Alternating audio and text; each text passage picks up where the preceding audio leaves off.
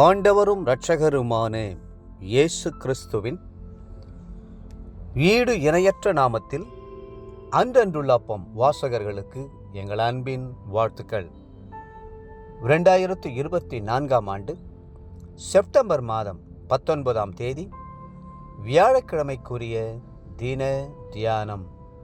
இன்றைய தலைப்பு தேவதூதரும் துதியும். வெளிப்படுத்தின விசேஷம் 5ஆம் அதிகாரம் 9-10 வசனங்கள் சொல்லுகிறது, தேவரீர் பாத்திரராய் இருக்கிறீர், ஏனெனில் நீர் அடிக்கப்பட்டு சகல கோத்திரங்களிலும் பாஷைக்காரரிலும் ஜனங்களிலும் ஜாதிகளிலுமிருந்து எங்களை தேவனுக்கென்று உம்முடைய இரத்தத்தினாலே மீட்டுக்கொண்டு எங்கள் தேவனுக்கு முன்பாக எங்களை ராஜாக்களும் ஆசாரியர்களும் ஆக்கினீர். பரலோகத்தில் தேவ தூதர்கள் பாடுகிற பாடல்கள் உண்டு, மீட்கப்பட்ட பரிசுத்தவான்கள் பாடுகிற பாடல்களும் உண்டு. இந்த 2 வகை பாடல்களிலும் பூமியிலிருந்து கர்த்தருக்காக மீட்கப்பட்டவர்கள் பாடுகிற பாடலோ மகா இனிமையுள்ளதும் உள்ளத்தை பூரிக்க செய்கிறதுமாய் இருக்கிறது. தேவ தூதர்களால் நான் பாவியாயிருந்தேன், என்னை மீட்டுக்கொண்டீர் என்று பாடவே முடியாது. மீட்பு என்ன என்பது அவர்களுக்கு தெரியாது.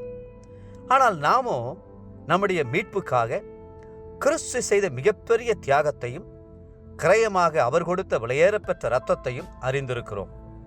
பரலோகத்தில் தேவ தூதர்கள் பாடுகிற பாட்டெல்லாம் ஒரே மாதிரியானவைதான். ஆனால் பூமியிலிருந்து பரலோகத்திற்கு போகிற பரிசுத்தவான்கள் ஒவ்வொருடைய அனுபவம் வித்தியாசமானது, புதிதானது.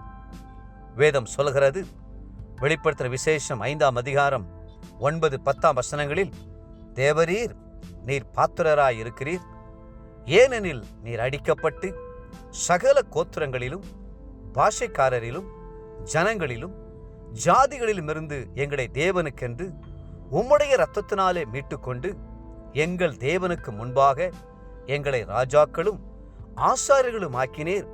நாங்கள் பூமியிலே அரசாளுவோம் என்று புதிய பாட்டை பாடினார்கள்.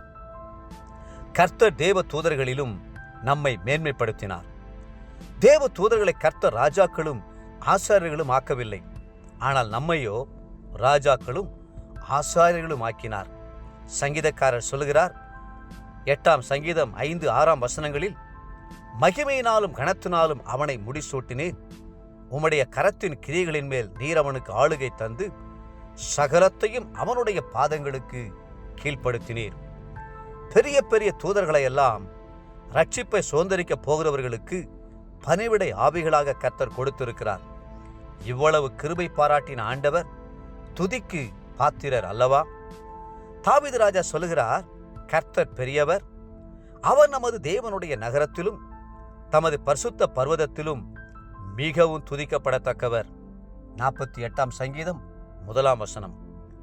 துதிக்கு பாத்திரராகிய கர்த்தரை நோக்கி கூப்பிடுவேன், அதனால் என் சத்துருக்களுக்கு நீங்களாகி ரட்சிக்கப்படுவேன்.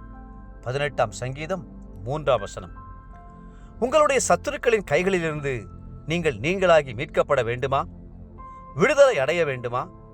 கர்த்தரை துதியுங்கள், அப்பொழுது துதிகளின் மத்தியிலே வாசம் பண்ணுகிறவர் இறங்கி வந்து உங்களுக்கு விடுதலையை தருவார். 22ஆம் சங்கீதம் 3ஆம் வசனம். தேவ பிள்ளைகளே, உங்கள் வீடு இருளாயிருக்க வேண்டிய அவசியமில்லை. மந்திரவாதிகளுக்கும் சூனியங்களுக்கும் நீங்கள் பயப்பட வேண்டிய தேவையில்லை. செய்வினை செய்துவிட்டார்களே, கெட்ட சொப்பனம் வருகிறதே, கெட்ட கனவுகள் வருகிறதே என்று கலங்க வேண்டியதில்லை.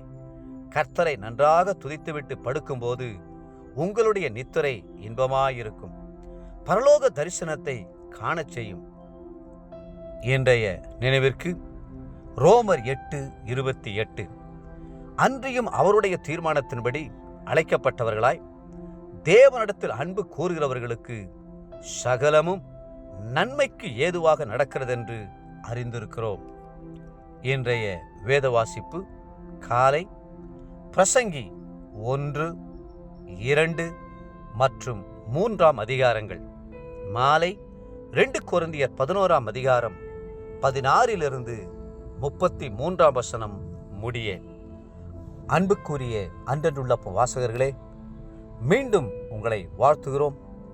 தேவ தூதர்களை விசேஷித்தமானவர்கள் நாம். மீட்பின் பாடலை கர்த்தருக்கென்று பாடுவோம். கர்த்ததாமே உங்களை ஆசீர்வதித்து மென்மேலும் உயர்த்துவாராக. ஆமென். ஆம்.